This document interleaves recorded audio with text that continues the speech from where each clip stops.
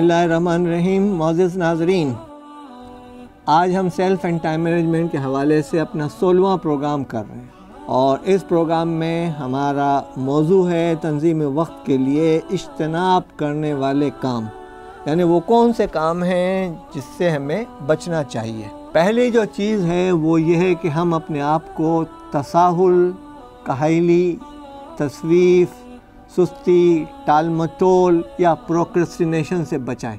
ये प्रोक्रेस्टिनेशन का मसला ये है कि आपको कोई काम शुरू नहीं करने देता।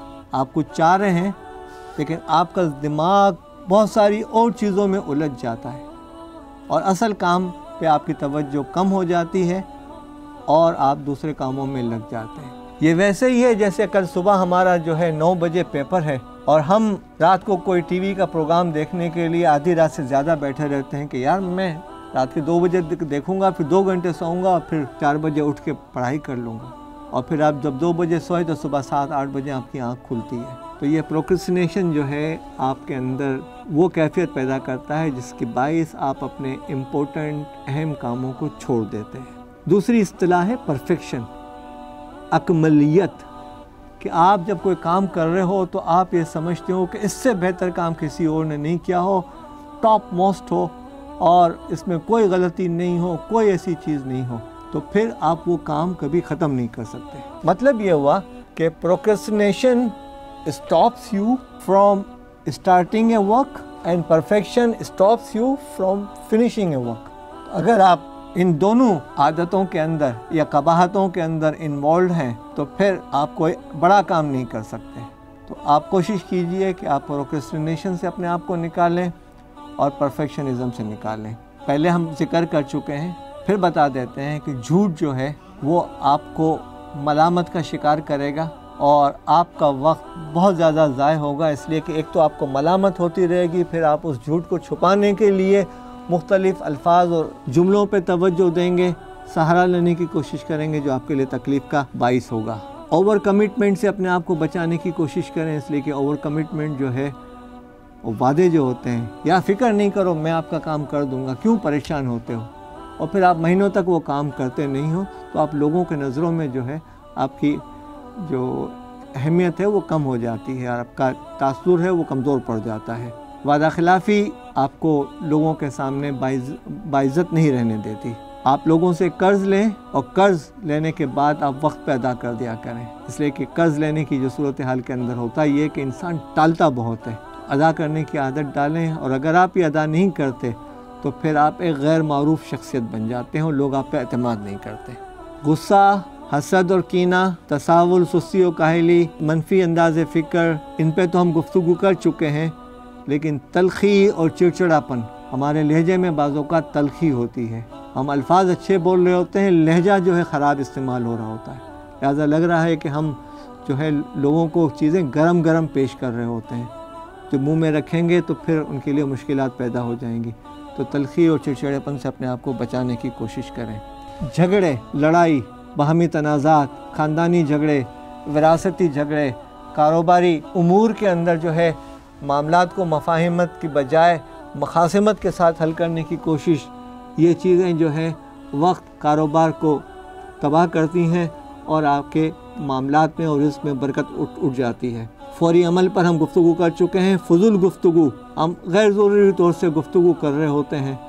सियासत के अंदर हमने इस अंदाज से गुज़िश्ता चंद महीनों के अंदर अपने आप को उलझा रखा है कि यूँ लग रहा है जैसे हम सुबह और शाम किसी ग़ीबत कमेटी की मीटिंग में शरीक हैं और अपनी परफॉर्मेंस बता रहे हैं लोगों की ग़ीबत करके। हालांकि हमें कहा गया है कि किसी शख्स के अंदर कोई बुराई है और आप उसका ज़िक्र करते हैं उसकी गैर मौजूदगी में, तो ये ग़ीबत है, और बुराई नहीं है और फिर आप ज़िक्र कर रहे हैं तो आप बहतान लगा रहे हैं। हम ना मालूम सुबह और शाम किस कदर इन गुनाहों के अंदर मुब्तला होते हैं। हमारी बहुत सारी आदतें, खेल कूद, चीज़ें ऐसी हैं जो हमारा वक्त ज़ाय कर रही होती हैं और ये तज़ीय औक़ात जो है हमारे लिए मुश्किलात का बाइस बनती है।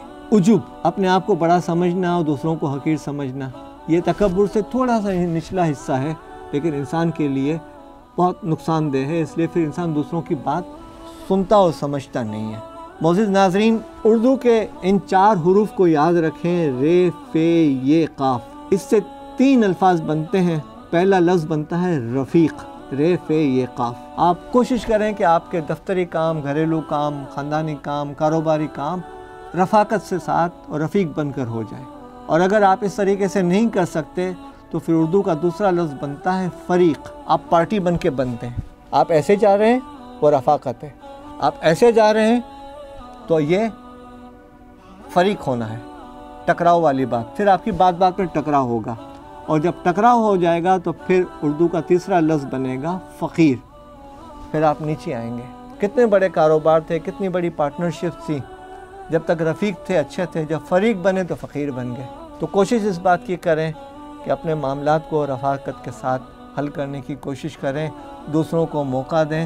وہ جو 9 کا ہندسہ ہم نے آپ کو بتایا تھا کہ اگر 9 کا ہندسہ بیچ میں ہے اور آپ اس طرف ہیں اور میں اس طرف ہوں، ایک اس کو 9 پڑھ رہا ہے اور ایک اس کو 6 پڑھ رہا ہے، حالانکہ دونوں صحیح ہیں لیکن ہم یہ سمجھتے ہیں کہ دوسرا غلط ہے. تو کاروباری زندگی میں، خاندانی معاملات میں اس بات کی پوری کوشش کریں کہ دوسرے کا نقطہ نظر سمجھیں اور رفاقت کے ساتھ آگے بڑھیں. آپ کو ہم ایک مثال بتا رہے ہیں. ایک دریا ہے، اس کے اوپر 1 فٹ چھوٹا برج جو آپ کو اس تصویر کے اندر نظر آ رہا ہے. یہاں سے ایک بکرا آ رہا ہے اور یہاں سے ایک بکرا آ رہا ہے. دونوں آمنے سامنے آ گئے اور بکروں نے اپنی آوازیں نکالنی شروع کی. ہم جس کو میں کی آوازیں کہتے ہیں، ذرا اردو کی میں کو یاد رکھیے کہ میں. تو دونوں بکرے اگر میں کہہ رہے ہیں تو پھر اس کے بعد کیا ہونا تھا؟ دونوں کو ٹکرانا تھا. دونوں جب ٹکراتے تو کیا ہوتا؟ ایک ادھر سے گرتا، ایک ادھر سے گرتا. تو پھر کوئی شاعر یہ بولتا ہے کہ ہم تو ڈوبے ہیں صنم، تم کو بھی لے ڈوبیں گے.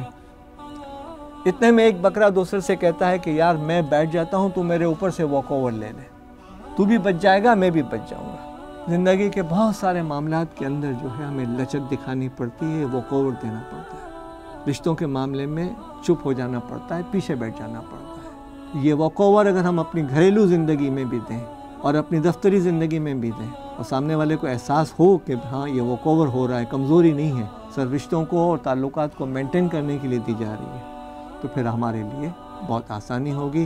تو معزز سامعین، یہ جو مثال ہے وہ ہے ایک رواداری کی اور قربانی کی، جو ہمیں اپنے گھریلو زندگی میں، معاشرتی تعلقات کے اندر، خاندانی تعلقات کے اندر اور دفتری رواداری کے اندر دینی چاہیے. اور اس سے پہلے ایک ایٹیٹیوڈ ہے رفیق، فریق اور فقیر والا. تو رفیق والے ایٹیٹیوڈ کو اختیار کرنے کی کوشش کیجئے. آج ہم اسی پہ اپنی بات کو ختم کرتے ہیں. انشاءاللہ اگلے پروگرام کے اندر تنظیم وقت کے لیے اپنانے والی عادتوں پہ گفتگو کریں گے.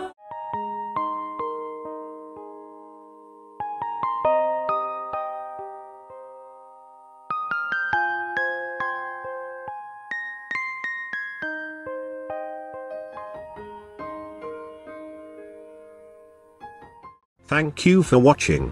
You can follow us on given links and subscribe our channel for more information. The Redolent.